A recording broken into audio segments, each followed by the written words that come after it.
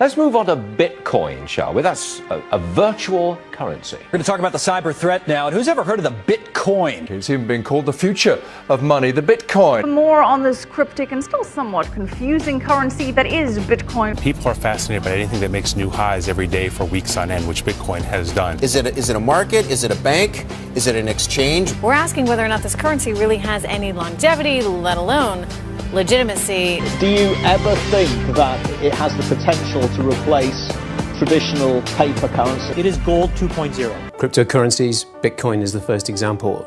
I believe they're going to change the world. This is the time where people should be trying really big, crazy things. Bitcoins are generated using a process called mining. Your computer is given a complex mathematical problem to solve, and the goal is a 64-digit number. If your grey box can successfully solve that algorithm, then congratulations, you are the proud owner of a new block. The network automatically adjusts the difficulty of mining so that Bitcoins are created roughly every 10 minutes. The reason they call it mining is because there's a set number of Bitcoins that can ever be mined in the system.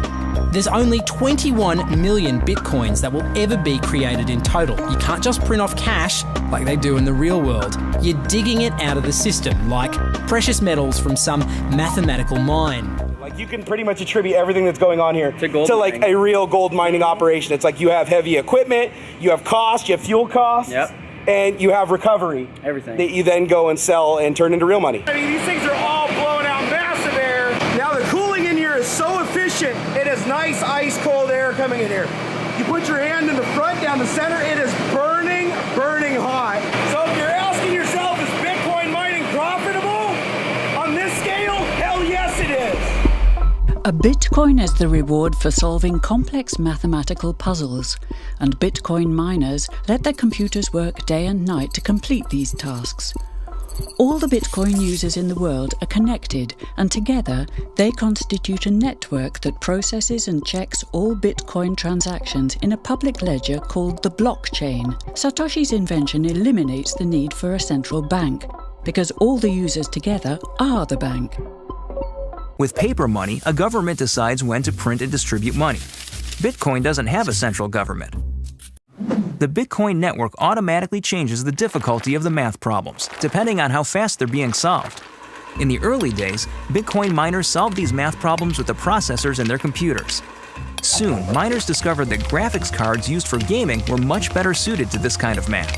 Graphics cards are faster, but they use more electricity and generate a lot of heat. The first commercial Bitcoin mining products included chips that were reprogrammed for mining Bitcoin. These chips were faster, but still power-hungry. ASIC, or Application-Specific Integrated Circuit chips, are designed specifically for Bitcoin mining. ASIC technology has made Bitcoin mining even faster while using less power. 很简单的说是在整个互联网上，我们大家在抢答一道题。这样的话，我们谁计算正确了的话，就会得到奖励。这个奖励就是我们现在的虚拟货币，也就是目前矿场的比特币。以前最多的时候，我们大概每天能挖接近100个比特币，但是随着难度的增加跟算力的增加，我们的这个比例在逐渐的在改变，这样可能还关系到你的电费的情况。我们使用的电力大概在1200左右。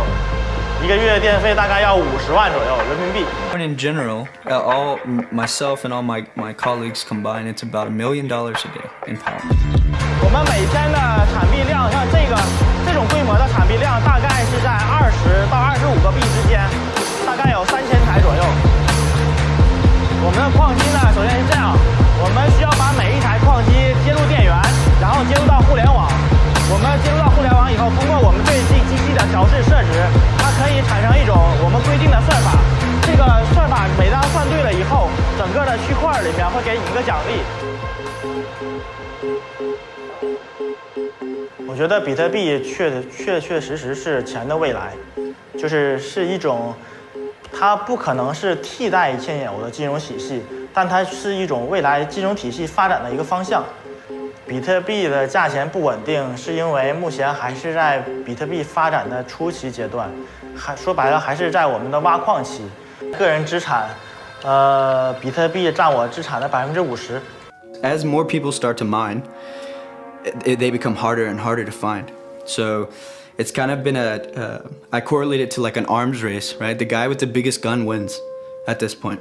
In addition to designing and manufacturing ASIC chips and full server racks, Bitfury has pioneered the groundbreaking concept of low-cost computing center development. And that's where the story of Bitfury and its commissioning of the new 20-megawatt low-cost computing center begins, the biggest cryptocurrency computing center in the world today.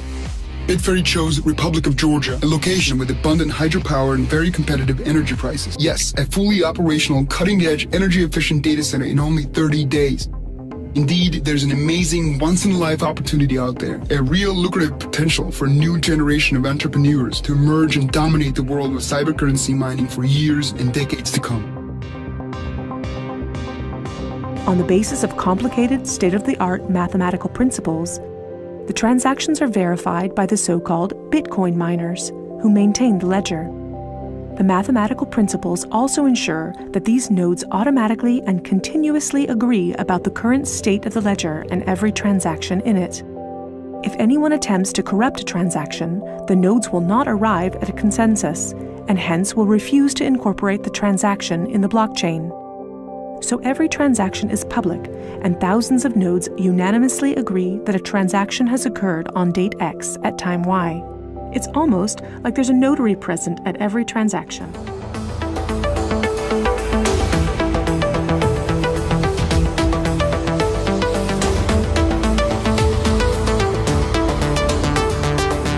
This is 4,000 GPUs consuming about a megawatt of electricity.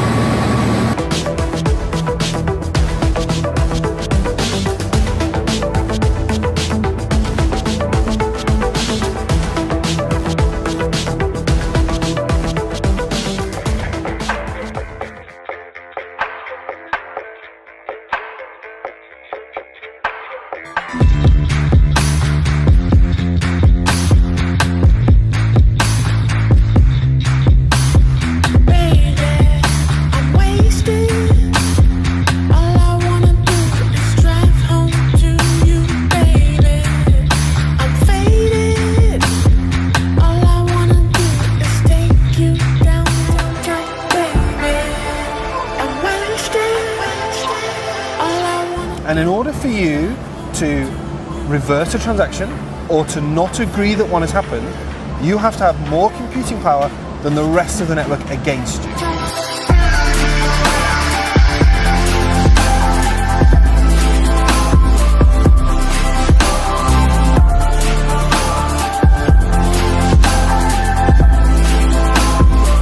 So in order to stop it, the calculation is something like 400 billion laptops to try to delay a transaction by 10 minutes. And that's all it will do, because we'll pick it up and we'll put it in the next block. So that provides the security.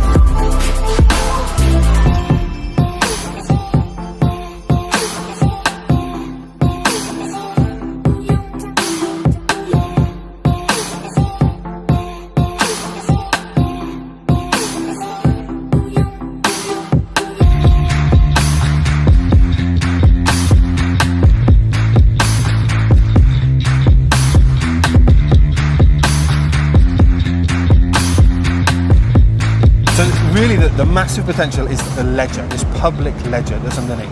And so we can see that the Bitcoin blockchain can be used to secure anything that's public information. The digital world is a part of our DNA now. It's how we share our experiences, how we consume our entertainment, how we stay in touch with our loved ones. This is how we used to send letters, to travel, to make phone calls and shoot movies. Mankind invented software and technologies, breaking every distance, border, difficulty, and pulling the world instantly closer together. But what about banking? Think about it.